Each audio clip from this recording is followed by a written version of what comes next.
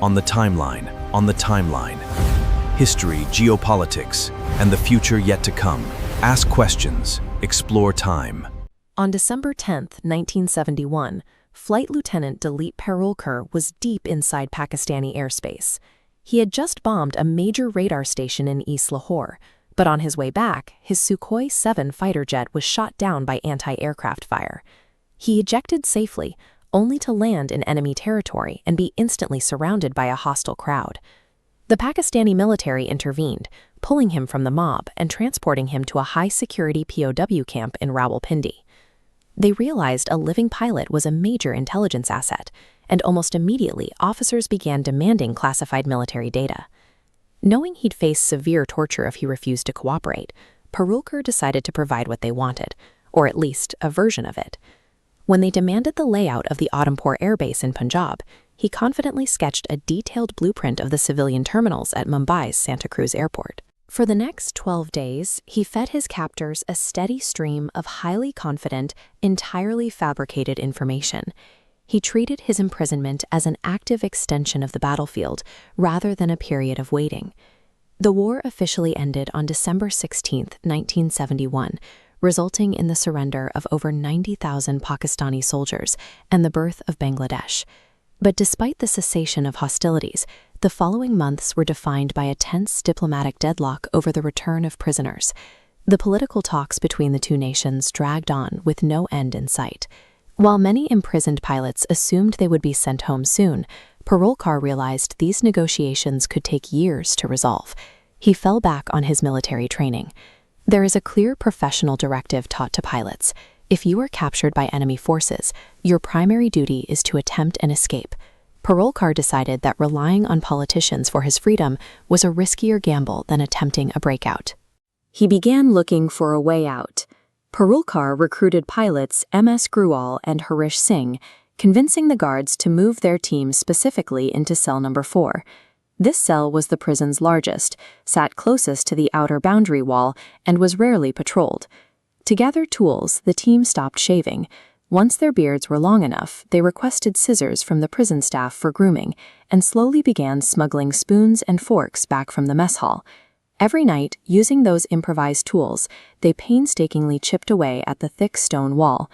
To hide the debris, they dumped the excavated dirt into cardboard boxes they had received from home, covering the soil with ordinary trash. Before the daily inspections, the pilots would carefully restack loose bricks over the hole. The guards, assuming the pilots were simply waiting for their eventual release, never noticed the structural breach happening in the corner of the cell. Breaking out of the prison was only the first challenge. Heading for the Indian border meant crossing heavily militarized checkpoints. Their only viable path was toward Afghanistan, but they had no map to navigate the hostile terrain. Parulkar found a solution through a prison officer named Usman Hamid. During one of their long conversations, Parulkar claimed he wanted to travel to Germany to watch the 1972 Summer Olympics after his release. He asked Hamid for a map to help plan his travel route, and the officer provided one. They used their monthly POW stipends, bought dry fruits for the journey, and hired the prison tailor to sew traditional Pathani suits, allowing them to blend in. While the physical excavation required months of labor, these psychological manipulations provided provides and disguises they needed to actually move through Pakistan unnoticed. The opportunity arrived on August 13, 1972. It was the eve of Pakistan's Independence Day, and many guards were distracted by parade preparations. Under the cover of a massive midnight rainstorm, the 3 pilots finally slipped through the hole in the wall. A 4th pilot, V.S. Chatti, stayed behind to facilitate the escape.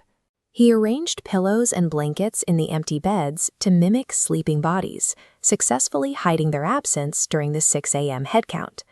On their way out, they deliberately dropped a hand-drawn map detailing a route straight to the Indian border. It was a decoy designed to send search parties in the wrong direction. These diversions inside the cell and on the prison floor bought the escape team the lead time they needed to reach the border region. Using local buses and horse-drawn tangas, they traveled over 80 miles to Jamrud. They were now within 4 miles of crossing into Afghanistan at the Khyber Pass, completely out of reach of the Pakistani prison authorities. To find the final crossing point, they relied on an old British military map.